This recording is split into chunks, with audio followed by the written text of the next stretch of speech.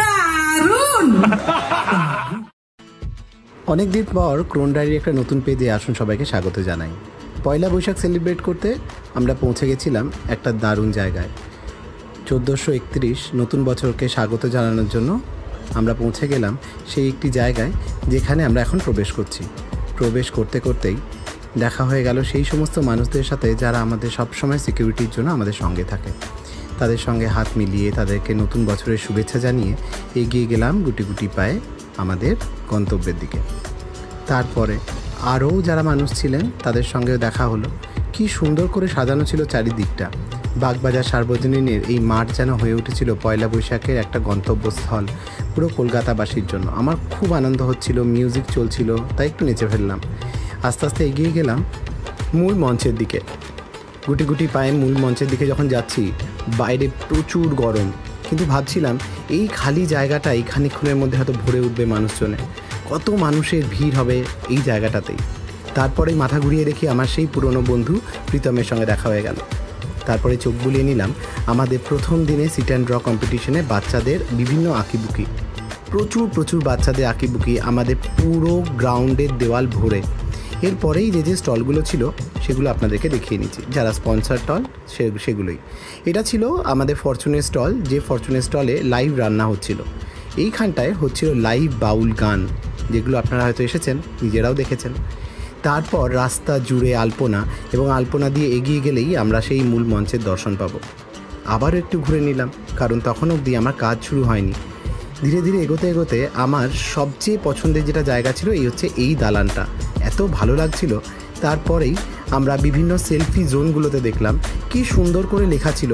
সত্যি বলছি, যারা এসেছেন, যারা ছবি তুলেছেন, তারা কিন্তু সত্যিই ভালো ভালো জিনিসের ছবি পেয়েছেন এখানে। একদম অন্যরকম কনসেপ্টে তৈরি হয়েছিল এই সমস্ত সেলফি জোন। আসুন আলাপ করিয়ে দিই আমাদের ইলিশ মাছের সঙ্গে। এখানে ইলিশ মাছ রান্না হচ্ছিল, কারণ দুপুরবেলা আমাদের খাবারে ছিল পান্তা ভাত আর এই ইলিশ মাছ ভাজা, যেগুলো রান্না নিয়ে আমরা সবাই রীতিমতো ভীষণভাবে তৎপর হয়ে উঠেছিলাম কীভাবে কে রান্না করবে। তারপরেই পিনাকিদার সঙ্গে শুভেচ্ছা বিনিময় করে আমরা এগিয়ে গেলাম মূল মঞ্চের দিকে।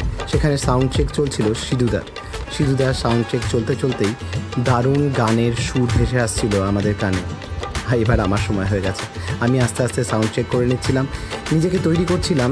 এবার শুরু হবে আমাদের মূল অনুষ্ঠান আজকে সারাদিনের। তারপরেই যখন গ্রিন রুমে গেলাম, ভর্তি সমস্ত ব্যান্ডের ছেলেমেয়েরা একেবারে জমাট বেঁধে আছে।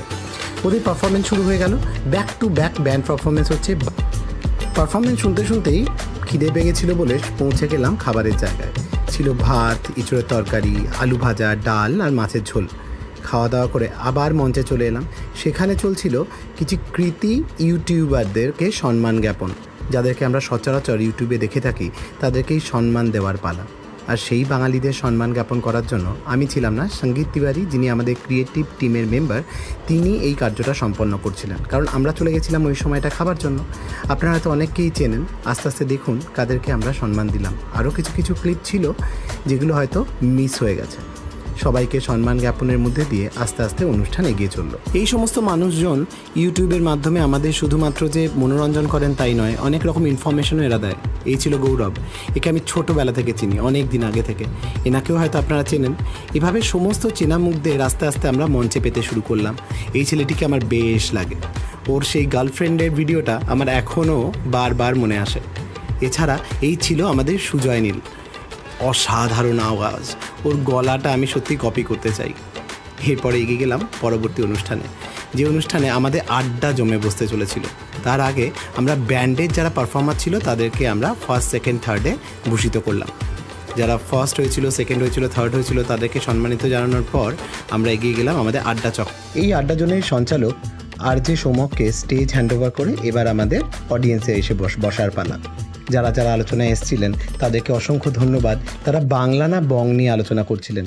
তার মধ্যে ঝিলমের কিছু কথা আমার ভীষণ মনকে ছুঁয়ে গেছে।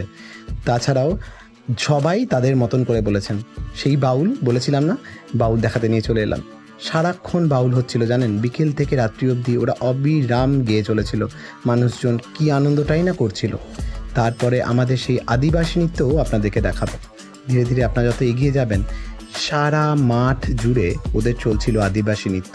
আর আদিবাসী নৃত্যকে সাধারণ মানুষজনও তাদের সঙ্গে যোগ দিয়ে এই নৃত্যটিকে আরও সমৃদ্ধ করছিল। বাংলা মানেই তো তাই না, এইসবগুলো বাউল, আদিবাসী নৃত্য এসব ছাড়া কখনো ভাবা যায়? এরপর মাঠ জমে উঠতে শুরু করেছে। মাঠে লোকেদের আগমন শুরু হয়ে গেছে। যারা যারা সেদিনকের ফ্যাশন শোতে পার্টিসিপেট করবেন তাদেরও কিন্তু আগমন শুরু হয়ে গেছিল। সবাই নানান রকম সাজে নিজেদেরকে প্রস্তুত করে চলে আসতে শুরু করেছিল আমাদের এই প্রাঙ্গণে। চলুন একবার চোখ ফিরিয়ে নেওয়া যাক আজকের এই পুরো মাঠটাতে। সবাই সেলফি জোনে যেভাবে সেলফি নিচ্ছিল, কেউ কেউ আবার বসে বসে হালকা একটু নার্ভাস ফিলও করছিল। আসুন আপনাদের একটু মেলাটা ঘোরাই। বোলপুরের সোনাঝুরি হাট যেন সেজে উঠেছিল আমাদের এই বাগবাজারে। মানুষজন কেনাকাটা যেভাবে করছিলেন, আমিও হালকা চোখ বুলিয়ে নিচ্ছিলাম। কিছু কেনার ছিল না সেরকম, বাট দেখতে ক্ষতি কি। কিছু কিছু জিনিস ভালো লাগলেও আমি জাস্ট কিনলাম না, সমস্ত লোকেদের জন্য ছেড়ে দিয়ে গেলাম। পান থেকে শুরু করে পয়লা বৈশাখে খাওয়ার জন্য তেলে ভাজা যেমন ছিল, তেলে ভাজার সঙ্গে সঙ্গে খানিকটা এগিয়ে গেলেই মানুষ পাচ্ছিল নানান ধরনের মিষ্টি, নবদ্বীপের দই। তাছাড়াও এই নানান রকম মিষ্টি খেতে খেতে মানুষ যখন হালকা একটু টায়ার্ড হয়ে পড়ছিল, তারা চলে আসছিল মোমো খেয়ে একদম সরাসরি সেই জুস সেন্টারের দিকে, যেখানে এসে গলা ভিজিয়ে নেওয়া সবার এই গরমের দিনে ডেফিনেটলি একটু চাহিদা ছিল। তারপর আলাদা করে নতুন করে বলার কিছু নেই, বিভিন্ন ধরনের স্টল ঘুরতে ঘুরতে আমরা পৌঁছে গেলাম সেই স্টলগুলোতেও যেগুলো আমার মনে হয় বাঙালিদের বিশেষভাবে আকর্ষিত করে। হাতে আঁকা হ্যান্ড পেন্টিং বিভিন্ন ধরনের জিনিসপত্র, সেটা টি শার্ট হতে পারে, চাদর হতে পারে। বলেছিলাম না ভিড় জমবে, দেখেছেন প্রচুর মানুষের আগমন শুরু হয়ে গেছে। আর সেই আদিবাসী নৃত্য সামগ্রী ওরা কিন্তু সারা দিন নানান জায়গায় নৃত্য করেই চলেছে।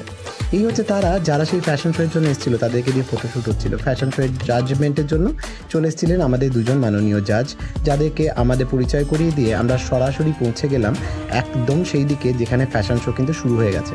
বিভিন্ন থিমে বিভিন্ন টিম তারা কিন্তু নিজেদেরকে সুন্দর করে নিদর্শন দিচ্ছিলেন। আমি শুধু ভাবছিলাম এদের কোরিওগ্রাফি কি পারফেক্ট ছন্দে তারা এসছে। সাবজেক্টটা বুঝুন, বিভিন্ন পেশায় নিযুক্ত পুরুষ, বাঙালি পুরুষদেরকে তুলে ধরা হয়েছে এই সেশনের মাধ্যমে। তারপরে আমাদের বাঙালিদের বরবউ, সেটা তো ডেফিনেটলি আমাদের একটা সিগনেচার। তাছাড়া পাখা নেওয়া সেই বনেদি বউটা বা তার মা। স্বদেশী মনে পড়ে স্বদেশী আন্দোলনের কথা। বাঙালিদের স্বদেশী আন্দোলনের একটা ছোট্ট ছোঁয়া দিয়ে গেল এই ছেলেটি এবং মেয়েটি। বাঙালি মানে তাঁত শিল্প, আর সেই তাঁত শিল্পকে তুলে ধরার চেষ্টা করেছিল এই টিমটা। তাদের বিভিন্ন তাঁতের শাড়ি এবং বাঙালি বিভিন্ন ধরনের সাজের মধ্যে দিয়ে তারা দেখালো তাদের এই পারফরমেন্সে। বাঙালি মানেই তো লাল পাড় সাদা শাড়ি, হাতে একটা পাখা, টায়রা টিকলি, এই সমস্ত কিছু নিয়ে সাজিয়ে তুলেছিল সুতির শাড়িতে এই মেয়েটি। ধুনুচি নাচ আমাদের বাঙালিদের একটা ঐতিহ্য, সেটাও কিন্তু বাদ পড়েনি আমাদের এই ফ্যাশন শোতে। আস্তে আস্তে এগিয়ে গেলাম, নানান ধরনের নিদর্শনের মধ্যে দিয়ে চক্ষু স্থির করে দিল সেই একটা টিম যাদের সমগ্র কনসেপ্টটার মধ্যে ছিল একটা একদম বাঙালিয়ানা সুন্দর স্নিগ্ধ ছোঁয়া, যাদের পোশাকে তাদের রঙে ছিল সেই স্নিগ্ধতার ছোঁয়া। 4-5 জন মিলে এই থিমটা করলেও মন ছুঁয়ে গেছিল সকলের। তারপরে অন্য একটা টিম, প্রচুর টিম ছিল জানেন, প্রায় 19টা টিম। এই টিমেরও কোরিওগ্রাফি দারুণ ছিল। আমাদের বাংলার বিভিন্ন প্রদেশের মানুষদের বা বিভিন্ন অঞ্চলের মানুষদের তুলে ধরা হয়েছিল বিভিন্ন স্টাইলে। সেখানে বউ থেকে মডার্ন মহিলা সব কিছুই যেন ধরা পড়েছিল আমাদের এই ফ্যাশন শোতে। ফ্যাশন শো দেখতে দেখতে এগিয়ে যত যাচ্ছিলাম মনটা ভালো হচ্ছিল। মানুষের চিন্তাভাবনায় কত উন্নত না, তারা কত কিছু ভাবে, তারা কত কিছু নিয়ে রিসার্চ করে, এবং তাদের কোরিওগ্রাফি, তাদের স্টাইলিং, তাদের প্র্যাকটিস সত্যি মন কেড়ে নেওয়ার মতো। তারপরে এই সেই মহিলা যার সাজে আমাকে মুগ্ধ করেছিল, কি সুন্দর। এই দুটো ছেলেকে আমার বেশ লেগেছে, বিশেষ করে এই লাল ধুতি পরাটা। ও ধুতি পরতে পারে না এখান থেকে কিন্তু বোঝা গেল, কিন্তু তাও চেষ্টা করেছে। বিভিন্ন ধুতির মধ্যে বিভিন্ন কারিগরির মধ্যে বাঙালি আনাকে ছুঁয়ে তোলার এক বিশেষভাবে চেষ্টা করেছে তারা। রোগা হোক বা মোটা, র্যাম্পে হাঁটতে সবারই ইচ্ছা করে, তাই না? তারপরে আস্তে আস্তে বাঙালি আনার আরও অনেক ছোঁয়া পেলাম। এই যে গামছার পাঞ্জাবিটা জাস্ট ওয়াও লেগেছে আমার। আর সেই সঙ্গে বিভিন্ন সাজে বাঙালিদেরকে বিভিন্ন জায়গায় দেখা যায়, তারই একটা নিদর্শন পেলাম এই ফ্যাশন শো বা র্যাম্পটার মাধ্যমে। এরপরেই আবারও চলে এলো বাঙালিদের আর এক সেই বালুচরি শাড়ি। বালুচরি শাড়ির মধ্যে দিয়ে দেখানো হলো বাংলার অন্য দিককে। এই একটা টিম ছিল, উফ, ছেলেদের মধ্যে এত ভ্যারাইটি এনেছে, এত বোল্ড কনসেপ্ট, জাস্ট ভাবা যাচ্ছিল না। একটা স্কুল কিভাবে তাদেরকে প্রেজেন্ট করেছে এটা না দেখলেই নয়। মেয়েদেরকে এত মডার্ন এবং বোল্ড সাজানো হয়েছে সৌজন্যতার সঙ্গে, সেই সঙ্গে সঙ্গে ছেলেদেরকেও বোল্ডভাবে পোশাক পরানো হয়েছিল। প্রত্যেকটা কনসেপ্টের মধ্যেই, প্রত্যেকটা সাজের মধ্যে ছিল একদম অন্যরকম, জাস্ট চোখ ফেরানো যাচ্ছিল না পুরো টিমটাতেই। আমি সত্যি এর কনসেপ্ট, হাঁটা চলা, কনফিডেন্স দেখে জাস্ট মুগ্ধ হয়ে গেছিলাম। আমি মনে মনে ভেবেই নিয়েছিলাম এরাই হয়তো ফার্স্ট হবে, আর হলোও তাই। যে কনফিডেন্সের সঙ্গে ওরা এসে হেঁটেছে সেটা কিন্তু ডেফিনেটলি দেখার মতো। বাকি আরও টিম ছিল, কারুর মধ্যে আমরা দেখতে পেলাম সেই রাজকীয় ভাব, কারুর মধ্যে বাঙালি আনার সেই শেরওয়ানির ভাব, বা কারুর মধ্যে শুধুই পাঞ্জাবি আর প্রচুর সোনার গয়নার আধিপত্য দেখতে পেলাম আমরা বিভিন্ন টিমের মধ্যে দিয়ে। আপনাদেরকেও তাই দেখাচ্ছি। বাঙালি মানেই ধুতি পাঞ্জাবি, বাঙালি মানেই একটা স্নিগ্ধতা, বাঙালি মানেই বেনারসি, বাঙালি মানেই যে ধুতির মধ্যে নানান ধরনের সুন্দর সুন্দর অলংকার, সেই সমস্ত কিছু নিয়ে সাজিয়ে তোলা হয়েছিল প্রত্যেকটা কনসেপ্ট। দেখুন শল নিয়ে কি সুন্দর করে, এদের কোরিওগ্রাফিটা একটু দেখুন কীভাবে ওরা করেছে। আমি শুধু তাই ভাবছিলাম, মিউজিকের তালে তালে কেউ কারোর দিকে না তাকিয়ে দারুণভাবে কোরিওগ্রাফি করেছিল এই পুরো টিমটা। জাস্ট নিজেকে আটকে ফেলেছিলাম ওদের থিমে।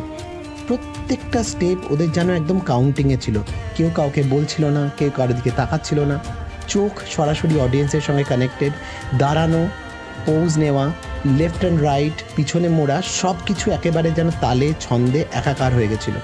অসাধারণ অসাধারণ, এগুলো অধ্যাবসায় ছাড়া হয়তো কোনোভাবেই আর সম্ভব নয়। বাঙালি কনসেপ্টকে তুলে ধরার জন্য আরও অনেক টিম ছিল, আমাদের প্রত্যেকটি টিমই যেন নজর কেড়ে নিয়েছিল। এইভাবে ধীরে ধীরে এগিয়ে গেলাম। বললাম না 19টা টিম ছিল, কাকে রাখবো কাকে ছাড়বো না বুঝতে পেরে আমি একটা লম্বা ক্লিপ নিয়ে ফেলেছিলাম। কাউকে বাদ দেওয়া যাচ্ছিল না, বিশ্বাস করুন। এত সুন্দর করে কনসেপ্টগুলো সাজানো হয়েছিল যে একটাকে ছেড়ে আরেকটাকে রাখবো তাহলে হয়তো অবিচার করা হবে, তাই প্রত্যেককেই জাস্ট ধরার চেষ্টা করলাম। ধীরে ধীরে এগিয়ে গেলাম আর একটা টিমের দিকে, সেখানেও বাঙালি আনাকে তুলে ধরা হয়েছিল। এভাবে ফ্যাশন শোয়ের শেষ হতে হতে আমরা ধীরে ধীরে শঙ্খ বাজিয়ে আমাদের ফ্যাশন শো শেষ করলাম। এরপর দেখুন সেই মানুষের ভিড়, যেটা আমি বলেছিলাম যে জমজমাট হয়ে উঠবে।